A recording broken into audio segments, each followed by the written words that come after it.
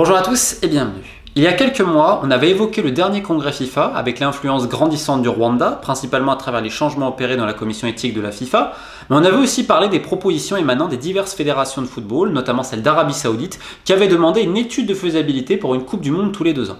Alors il y a quelques mois, ça faisait pas trop parler, on parlait presque d'idées un petit peu loufoques, alors qu'en réalité, il fallait voir une opération commune entre la fédération saoudienne et la FIFA, où la FIFA demande plus ou moins à passer par la fédération saoudienne de faire cette proposition là afin de la mettre sur le calendrier. Et oui, ça émane d'une des fédérations, donc il faut l'étudier. Elle a été faite au dernier congrès, alors que la FIFA était derrière. Évidemment, il y aura une contrepartie dont on aura le temps d'évoquer un peu plus tard dans la vidéo. Et donc, quelques mois après ce congrès FIFA, qu'est-ce qu'on a vu? On a vu beaucoup d'entretiens, on a vu beaucoup de papiers, on a vu surtout les FIFA Legends, de Arsène Wenger à Javier Mascherano à Peter Schmeichel, défendre cette idée avec un nouveau calendrier. Et puis c'est excitant, tous les 2 ans, pour le football. Enfin bref, on va utiliser tous les mots, ça va être bientôt pour les minorités, pour faire un football inclusif, pour donner une chance aux petites nations, bien évidemment. Enfin bref, c'est l'histoire de Cendrillon revisité. Alors, je ne vais pas parler de est-ce que c'est une bonne idée ou pas, non. On va parler en fait du modus operandi, de comment la FIFA souhaite parvenir à ses fins. Parce que vous allez voir, c'est très drôle.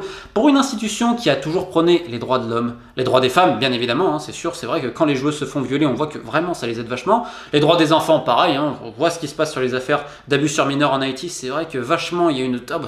Attends, on me dit que le docteur qui envoie toutes les gamines aux avortements a même pris une promotion là-bas. Alors c'est vrai qu'on voit que la FIFA prend très soin du droit des enfants, puisque le docteur Benech, il n'y a pas de problème, il est toujours en poste, il n'est pas inquiété, on parle pas de Michel-Ange et de tout le monde, donc bon, on voit que c'est du bullshit comme d'habitude. Donc bref, si vous voulez, cette institution qui parle toujours des droits, des minorités, de que sais-je encore, qui se veut plus démocratique que la grande démocratie, on se rend compte qu'en fait qu'elle a le fonctionnement de la pire dictature possible. Mais c'est le football. Donc c'est le football, donc tous les gouvernements et tout le monde se tait et on se plie, on doit dire amen à tout cela.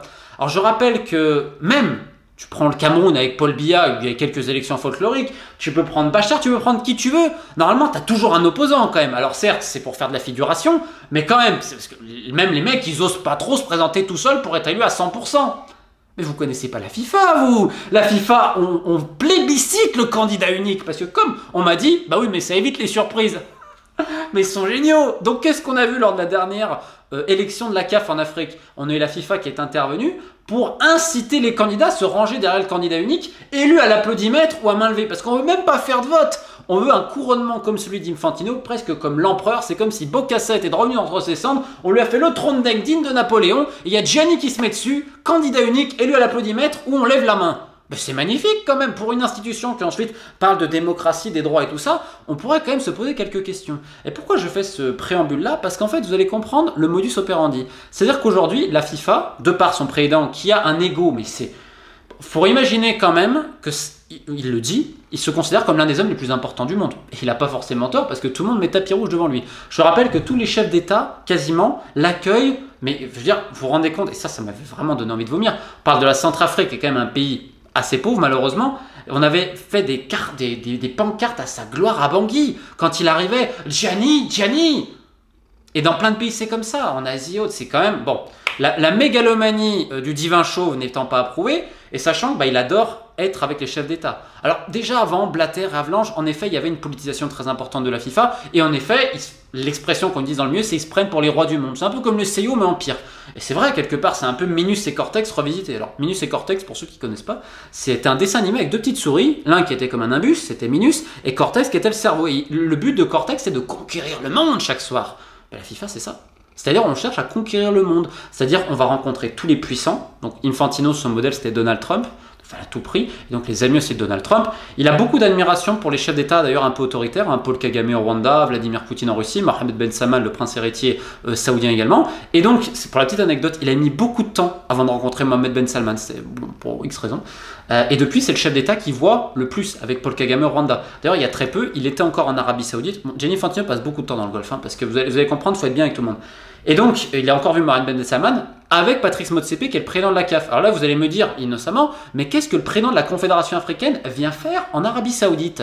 L'Afrique, c'est la Confédération africaine. Ben oui, mais bon, on rappelle que c'est le candidat unique poussé par la FIFA, qui avait été élu donc à l'applaudimètre, il n'y a même pas eu de vote, on le rappelle quand même, et qui accompagne Infantino et qui évidemment soutient tous ces projets-là. Super Ligue africaine, qui est voulu par la FIFA, On rappelle que la Super Ligue européenne, ils étaient pour, mais quand il y a eu scandale et tout ça, ils ont dit non, non, non. Mais plusieurs enquêtes nous ont montré qu'ils avaient donné le feu vert. On va pas oublier ce double jeu-là. Par contre, en Afrique, ça les gêne absolument pas de faire une Super Ligue, visiblement. Après, on va te sortir les mêmes discours. C'est pour le développement, c'est pour l'argent, etc. En fait, on va sortir des grosses phrases, bateaux, les classiques. Mais derrière, en fait, c'est vide de sens. C'est comme là, la Coupe du Monde tous les 2 ans. Oui, ça va donner une chance. Oui, c'est. En fait, c'est toujours les mêmes discours qu'on répète en boucle. Mais concrètement, il y a quoi? Concrètement, moi, ce que je vois, c'est qu'il y a de plus en plus d'argent dans les fédérations et que les projets, ils vont pas tellement au bout non plus. Ils passent où l'argent? Ça, c'est encore. Mais non, ça, c'est pas important. C'est comme ça. Donc, si vous voulez. On a un Gianni Infantino qui se voit avec tous les chefs d'État. On rappelle quand il était au G20 en Argentine. Je la dis souvent, cette anecdote, mais pour ceux qui ne la connaissent pas, donc Macri, qui était président de l'Argentine, ancien président d'un club de foot, Boca Juniors, qui obtient son ascension politique en partie grâce au football et tout ce que ça peut générer, quand on parle de que c'est un pouvoir terrible. Donc il arrive à la tête de l'Argentine, il invite Infantino pour le G20, première fois qu'un président de la FIFA arrive. Là, il fait un discours très politisé en disant bon, le Qatar, ce serait quand même bien qu'il partage la Coupe du Monde, sous-entendu que le Bahreïn, puisque l'Arabie Saoudite poussait. Macri se fait par ailleurs comme président de l'Argentine, où il va directement, il va travailler à la FIFA. Pourquoi je parle de ça? C'est qu'en fait la FIFA c'est un grand vase clos. C'est-à-dire que là, tous les gens qui vont parler de ce projet-là, ils font tous partie du programme FIFA. C'est les FIFA Legends comme on dit. Là il y a 80 personnes des FIFA Legends qui ont été invitées au Qatar pour discuter justement de cette Coupe du Monde tous les 2 ans. Alors le Qatar évidemment, parce que quel est le partenaire officiel de la FIFA? Eh ben Qatar Airways, ben oui évidemment, parce que Gianni, il faut que je sois bien avec les Émirats, avec l'Arabie Saoudite et le Qatar, ce serait pas drôle sinon. C'est ça qui est le fort avec la FIFA. Il faut être bien avec tout le monde, donc on mange un petit peu à tous les râteliers. Donc là, il y a eu cet événement, on a vu le vrai Ronaldo et tous les autres dire que c'est magnifique, qu'il faut une Coupe du Monde tous les 2 ans et tout. Mais en fait, c'est que des gens inhérents à la FIFA, qui sont invités par la FIFA, qui donc sont tous dans le gros gâteau là, vous voyez. Donc en fait, c'est que des gens de l'interne. Quand on parle d'une étude de faisabilité, on attend quelque chose d'un peu sérieux. Non, c'est en fait la proposition est déjà acceptée et là maintenant on essaye de la faire accepter aux gens. Donc on essaye de passer en force à travers quoi? À travers de l'image. La FIFA d'ailleurs a embauché un Anglais là récemment, très proche, certains journalistes anglais dans son travail de communication. Et donc maintenant qu'est-ce que c'est dans le foot? C'est pas que la FIFA, c'est des PR, public relations.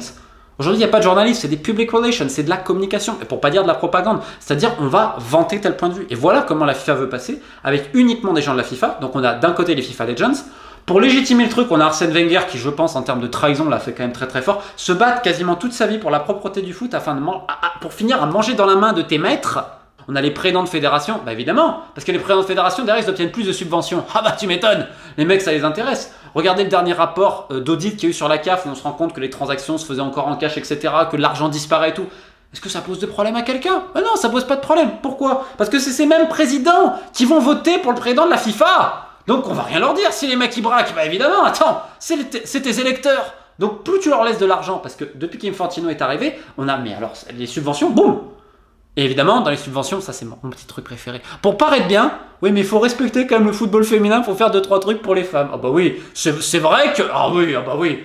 Au hasard, là j'ai une fédération, il y a une sélectionneuse, elle s'est fait agresser physiquement, on a tout couvert, mais bon, ça doit être encore pour la défense des femmes qu'on fait ça. Hein. Alors, attends, j'ai un pays en Asie, là j'espère bientôt sortir l'affaire, on a abusé de gamines sexuellement et physiquement, et l'une des personnes qui a couvert, c'est l'une des responsables du développement du foot féminin dans cette zone-là. Ah bah oui, c'est bien pour le droit des femmes également. Mais bon, là encore, faut pas en parler.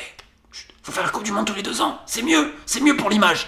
Donc, après cette tartufferie générale, donc on a les présidents de fédération comme notre ami Pinnick du Nigeria, qui alors lui, tiens, pareil, le Nigeria, tiens, on pourra en parler. Donc, ils sont à fond pour la faire, voilà. Donc, on arrive, oui, il faut ça. Donc, les FIFA Legends, les patrons, les présidents de fédération qui votent pour ce système-là, et certains conseillers comme Wenger et tout, qui sont également partie de ce système-là, et dont certains obtiennent leur rémunération grâce à ça. Donc, en fait, si vous voulez, c'est la famille, les gars. J'ai l'impression qu'en fait, vous savez, quand on dit la famille du football, la famille, ça fait référence à un terme mafieux. Quand on dit la famille, vous savez, c'est exactement ça. C'est le milieu.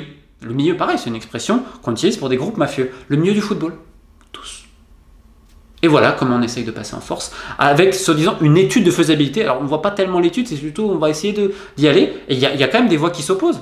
Il y a qui? Ah, il y a les fans, ouais, il y en a qui s'opposent, etc. Mais est-ce qu'il y en a d'autres? L'UEFA, ils sont où? L'UEFA, on dit son compte, et faites quoi? Est-ce que l'UEFA ou les autres ont de la crédibilité? Ou on va parler de manière très triviale. Est-ce qu'il y a quelqu'un qui a les couilles de dire à un moment donné, c'est fini, on arrête? Non. FIFPro, il y a des gens bien à la FIFPro, il y en a d'autres, j'aime pas parler, parce qu'il y en a qui cherchent à abaisser l'âge des transferts à 16 ans, en disant, ouais, bah regardez, Alphonso Davies et Rodrigo Betancourt, etc., hein, faut pas les gêner dans leur carrière, ils auraient pu partir avant. Donc, pour 1 ou 2 exemples sur des milliers de gamins, on va abaisser l'âge des transferts, on essaye à 16 ans, pour qu'ensuite, on vienne pleurer en disant « Oh mince, il y a d'autres trafics sur mineurs ». Il y a quelques années, la fédération laotienne a été suspendue par la FIFA parce qu'il y avait un trafic de mineurs entre le Liberia et le Laos. Un truc horrible, hein, comme vous pouvez le voir. Bon. Sauf que ce qui n'est pas dit, parce que les mecs se sentent dans l'impunité générale à la FIFA, vous savez, c'est que la sanction elle a été réduite en appel. Enfin, appel. Hein, mais ça, fallait pas le dire. Ils ont réduit au minimum quasiment parce que, bon, trafic de mineurs, c'est pas bien. Perdre des votes pour une élection, faudrait quand même pas déconner. Hein. Donc voilà le merveilleux monde de la FIFA, ce monde d'ouverture, de dictature, de respect de tout le monde, qui nous prend pour des cons toujours avec les mêmes choses. De l'image, du matraquage, de l'image, du matraquage, et surtout on bénéficie de quoi? Qu'il n'y a pas d'opposition. Et puis s'il y avait une opposition, la FIFA se veut toujours au-dessus des lois. Rappelez-vous cette fameuse ingérence politique. C'est-à-dire toutes les fédérations, les présidents sont protégés, ils le disent. Si on m'emmerde, etc., ingérence politique. Ah ouais. C'est-à-dire que tu peux commettre des crimes, mais tu as des gouvernements qui réfléchissent, ils disent, mais attends, si jamais on intervient, la FIFA va nous suspendre. Et si tu suspends le football dans un pays, potentiellement, au niveau des élections, ça peut être dur. Je ne sais même pas si c'est légal de dire, soi-disant, des ingérences politiques, parce qu'en plus, c'est des ingérences politiques quand ça arrange les maîtres de Zurich. Donc, dans ce grand cartel-là, dans cette grande famille-là, on se rend compte que maintenant, la Coupe du Monde tous les 2 ans, c'est ça, avec toutes ces mêmes raisons, le progrès, les développements, etc. Alors, money talks, évidemment. Pourquoi? Parce qu'il y en a qui se font inviter, qui vont dire ça, donc ils prennent de l'argent sur leur après-carrière. Tu en as d'autres. Pas spécialement les FIFA Legends, c'est plus les conseillers, etc. Parce que tu as aussi les special advisors du président Infantino et tout ça. Eux, évidemment, ils prennent des chèques. Tu as évidemment les présidents de fédération, parce que dire une autre Coupe du Monde tous les 2 ans, ça dit potentiellement plus de revenus. Et puis après, on va te dire, oui, mais regardez, c'est pour le foot et tout ça. Vous croyez sincèrement que ces gens-là ont quelque chose à foutre du foot? Donc voilà, écoutez. Tristesse, mais continuons à nous battre. Plusieurs dossiers assez importants arrivent. Mais encore une fois, la FIFA peut se permettre tout ça, parce qu'en face, il y a qui? Ils ont qui à présenter face à Infantino en 2023, par exemple, l'UEFA ou autre? Qui? Et voilà. Donc quand il y a le néant, eh ben on en profite. Bref, sur cette page réjouissante, je vous souhaite une bonne fin de journée et la lutte continue.